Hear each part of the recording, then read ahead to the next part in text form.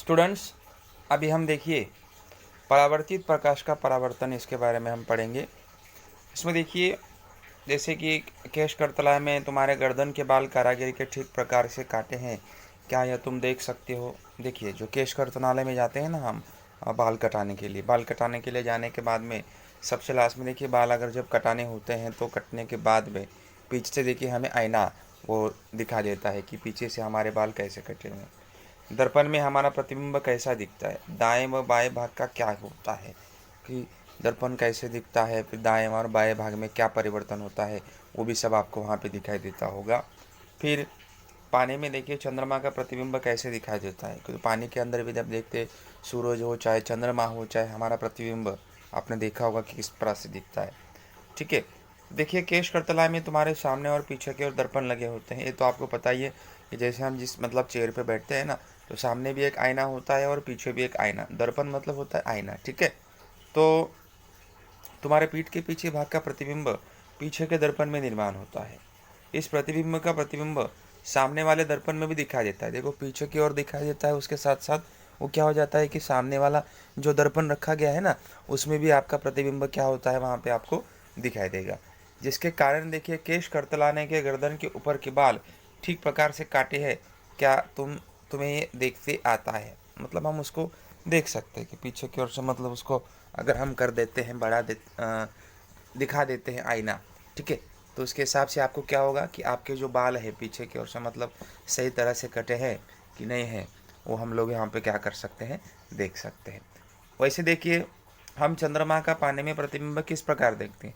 देखिए, चंद्रमा स्वयं प्रकाशित न होने के कारण सूर्य का प्रकाश चंद्रमा पर पड़ने से उसका क्या होगा पता है, परावर्तन होता है, क्योंकि चंद्रमा के पास खुद अपना प्रकाश नहीं है जो सूर्य के ऊपर आधारित है। सो सूर्य का जो प्रकाश चंद्रमा पर पड़ता है ना, तब उसका क्या होगा, परावर्तन होगा। मतलब कुछ किरणें टकरेगी, टकराने के बाद फिर क्या हो जाएगी, चंद्रमा से वापस आएगी, और उसके पश्चात पानी से परावर्तित प्रकाश पुनः परावर्तन होता है और चंद्रमा का प्रतिबिंब हमें क्या होगा, दिखाई देता है। तो इसी प्रकार से परावर्तित प्रकाश का देखिए अनेक बार वहाँ पे क्या होता है, परावर्तन होता हुआ आपको दिखाई देगा। अब देखिए यहाँ पे कैलिडोस्कोप, शोभादर्शी, चारोदर्शी जिसको बोला जाता है, वहाँ पे देखो कैलिडो मतलब तीन समान आकार वाले आयत आकृति के दर्पण हमें लेना है, और परावर्तक के पृष्ठभाग अंदर की ओर ऐसे, मतलब ये जो कैलिडोस्कोप है आकृति द्वारा जैसे दिया गया है ना, प्रैक्टिकल के हिसाब से हम लोग उसको बना सकते हैं। तो इससे क्या होगा देखिए कि कैलिस्कोप में देखने पर देखिए भिन्न भिन्न रचनाएं, रंगीन आकृतियाँ हमको देखने को मिल सकती है।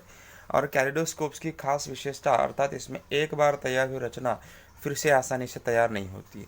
प्रत्येक समय दिखाई देने वाली रचना इसकी भिन्न होती है, और कमरे की दीवारें सुशोभित करने के लिए उपयोग में लाया जाने वाला नक्शीदार कागज तैयार करने वाले और वास्तविक व्यवसाय में अभिकल्पक कैलिडोस्कोप का उपयोग करके भिन्न भिन्न रचना की खोज करने के लिए इसका इस्तेमाल किया जाता है, जो एक प्रकाश के परावर्तन का ये क्या होता है, भाग होता है।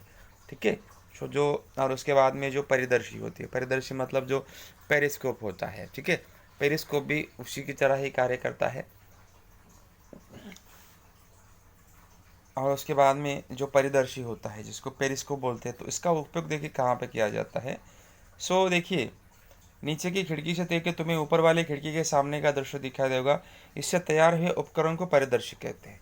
परिदर्शी का उपयोग देखिए पनडुब्बी में समुद्र के ऊपर की वस्तुओं को देखने में, और उसी प्रकार बंकस में भूपृष्ठ भाग के नीचे रहकर भूपृष्ठ के ऊपर की वस्तु पर निगरानी रखने के लिए किया जाता है। देखिए, जो परिदर्शी होता है ना, कि पनडुब्बी या जो होती है समुद्र में, सो पनडुब्बियों में भी क्या होता है पता है, इसका इस्तेमाल वहाँ पे किया जाता है। तो कि क्या होता है कि वहाँ पे कि ऊपर का पृष्ठ मतलब नीचे से भूपृष्ठ के ऊपर की जानकारी अगर ले लेना है, तो हम ये क्या कर सकते हैं, ये जो कैलेडोस्कोप है या जो परिदर्शी है ना, इसका हम इस्तेमाल करके बाहर की वस्तु को हम लोग देख सकते हैं।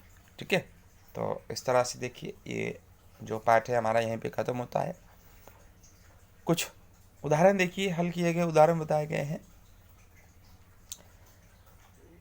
देखिए, पहला उदाहरण बताया गया, यदि परावर्तित किरण अभिलंब से 60 अंश का कोण बनाता है, तो आपतित किरण जो है कितने अंश का कोण बनाएगा। अभी देखिए, इससे पहले देखिए हमने जो नियम पढ़ा था, जो दिया जाता है कि परावर्तन कोण यानी कि R बराबर 60 दिया हुआ, तो आपतन कोण कितने का होगा वो बताया गया है। तो लेकिन प्रकाश का परावर्तन का नियम क्या कहता है कि आपतन कोण और परावर्तन कोण दोनों क्या होते हैं, समान होते हैं। लेकिन यहाँ पे हमें आपतन कोण कितना दिया हुआ है, 60 दिया हुआ है। अगर आपतन कोण 60 दिया हुआ है तो परावर्तन कोण भी कितना होना चाहिए, 60 ही होना चाहिए ना। यानी वो नियम के हिसाब से कि जो भी प्रकाश के परावर्तन के जो नियम होते हैं कि आपतन कोण और परावर्तन कोण हमेशा वो दोनों क्या करते हैं, समान कोण का माप वहाँ पे बना लेते हैं। तो इसी हिसाब से अगर I बराबर 60 अंश का कोण है सो R बराबर भी उतना होगा। R बराबर 60 अंश है तो I बराबर भी क्या होगा, उतना ही अंश का कोण वहाँ पे बनेगा। अब इसके बाद में देखिए आपतित किरण और परावर्तित किरण, इसमें अगर 90 अंश का कोण है तो आपतन कोण और परावर्तन कोण के माप हमें ज्ञात करना है।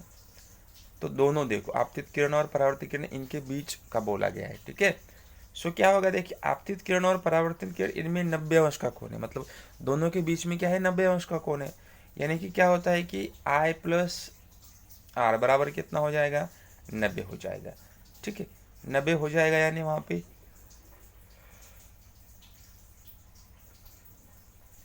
कोण I और कोण R बराबर हमेशा कैसे होते हैं, समान होते हैं।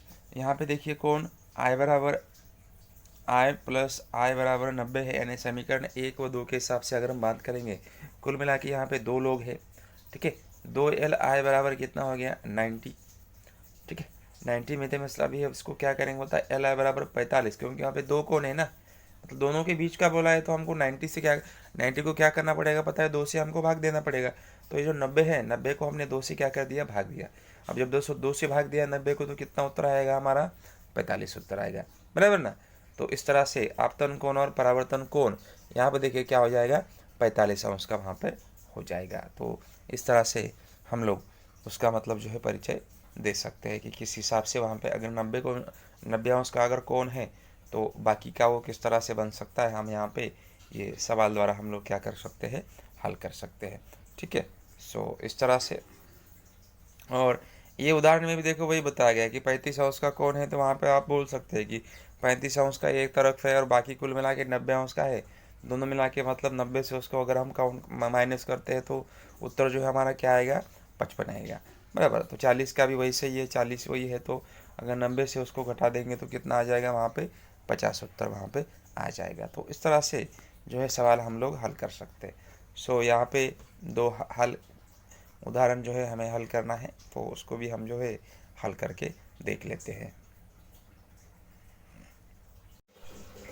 स्टूडेंट ध्यान दीजिएगा, जैसे बताया गया है कि समतल दर्पण और परावर्तित किरण के देखिए बीच में 40 अंश का कोण है, तो आपतन कोण और परावर्तन कोण का माप कितना है हमें ज्ञात कर लेना है। ध्यान देना है कि ये देखिए जो मैंने यहाँ पे बनाया है P और Q बराबर। सो ये जो किरण देखिए A और जो B किरण जा रहा है ना, ये आपतन कोण है, ठीक, आपतन किरण है, और ये परावर्तन किरण है, ठीक है। सो इसमें क्या बोला है कि जो ये दर्पण है, दर्पण और ये परावर्तित किरण, ठीक है, जो आपतन होते हैं परावर्तन हो रहा है, तो इसके बीच में बोला है कि 40 अंश का कोण है, 40 अंश का बना गया है। यानी समतल दर्पण और परावर्तित किरण के बीच का देखिए कोण का माप कितना है, वहाँ पे 40 अंश है, ठीक है। सो 40 अंश बोला है। उसके बाद में हमें पूछा है कि परावर्तित किरण तथा अभिलंब के बीच का कोण का माप देखिए अभी वहाँ पे कितना होगा, 90, क्योंकि यहाँ से अभिलंब CB, ठीक है, अभिलंब CB ये वाला यहाँ से लेके यहाँ पे अगर बात करेंगे तो उसका माप कितना है पता है, 90 है, ठीक है। तो हमें क्या पूछा है, देखो आपतन कोण का माप, तो यहाँ पे हमें ऐसा लिखना पड़ेगा कि आपतन कोण का माप, आपतन कोण का माप देखिए वहाँ पे क्या करना पड़ेगा पता है कि परावर्तित किरण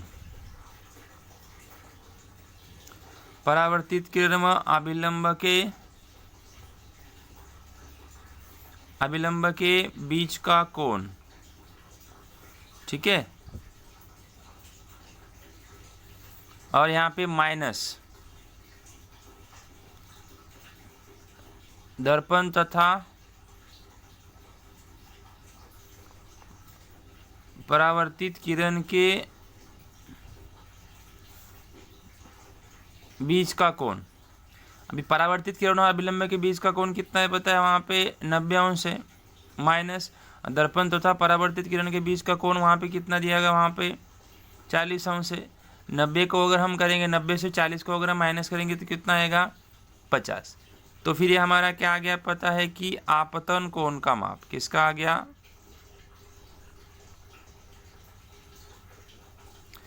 आपतन कोण का माप कितना आ गया वहाँ पे हमारा 50 आ गया, बराबर।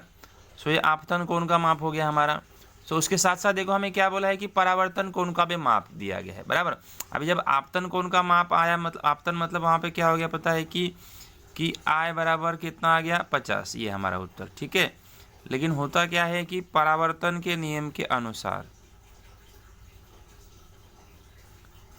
परावर्तन के नियमानुसार होता क्या है कि I बराबर क्या होता है R होता है। तो यहाँ पर I बराबर 50 है तो R बराबर भी 50 होगा। तो ये किसकी वजह से होता है, परावर्तन के नियमानुसार। मैंने प्रकाश का परावर्तन का जो नियम होता है उसके हिसाब से अगर I बराबर 50 आया हुआ है तो R बराबर भी कितना होगा 50 ही, मतलब 50 ही अंश का कोण बनेगा, क्योंकि वहाँ पे जो ये वाला रहेगा तो ये सी बी से लेके मतलब PBC, बराबर ना। PBC मतलब देखो हम सोचते हैं कि यहाँ पे ये वाला ऐसा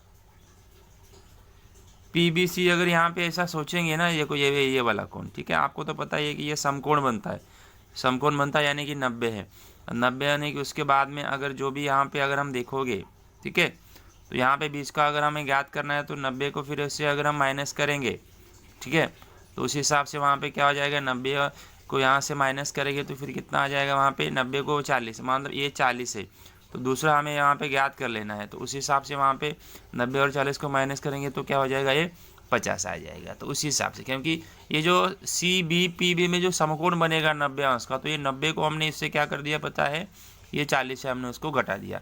तो उस हिसाब से वहाँ पे हमारा जो आपतन कोण का माप है I बराबर कितना आया, वहाँ पे 50 आया। और उसके हिसाब से अगर परावर्तन का नियम अगर हम देखेंगे तो परावर्तन के नियम के अनुसार I बराबर R होता है, यानी यहाँ पर अगर I बराबर 50 है तो R बराबर भी कितना होगा 50 ही होगा। तो ये किसके हिसाब से होता है कि जो परावर्तन का नियम होता है, तो परावर्तन के नियम के अनुसार जो है उसका मान हमारा उतना ही होना चाहिए और उतना ही बनना चाहिए। तो इस हिसाब से हम लोग जो है ऐसा जो है सवाल जो है हम लोग हल कर सकते हैं, ठीक है।